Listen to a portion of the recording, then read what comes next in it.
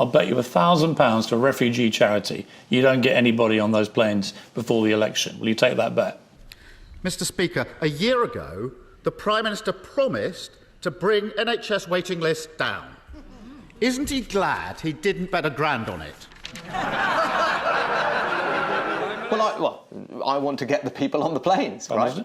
Of course I want to get the people on the planes. £1,000. Right, I want to get the people on the planes. At least I stand by my commitments. He's so indecisive, the only bet he'd make is an each-way bet.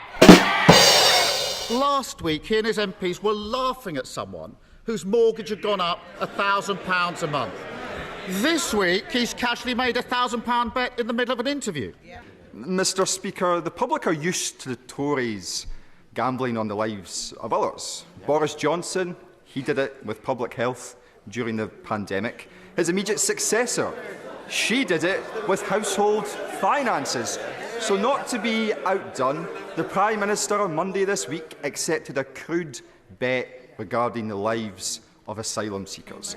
In doing so, he demeaned them as individuals and he degraded the office that he currently holds. So can I ask him, will he apologise?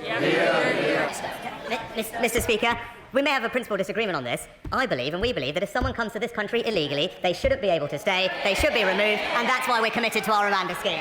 Stephen Flynn. Mr. Speaker, as ever, the Prime Minister does himself no favours, because, of course, the bet to which we are referring was worth £1,000, and it came just hours before the Prime Minister ended cost of living support worth just £900.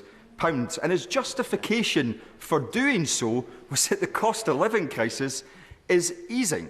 So can I ask him, what does he believe leaves him looking most out of touch with the public? Gambling £1,000 or believing that the cost of living crisis is getting better? Well, Mr. Speaker, he talks about the cost of living. Perhaps he can explain to the Scottish people why it is that whilst the UK Conservative government is cutting their taxes, the Scottish government is raising them.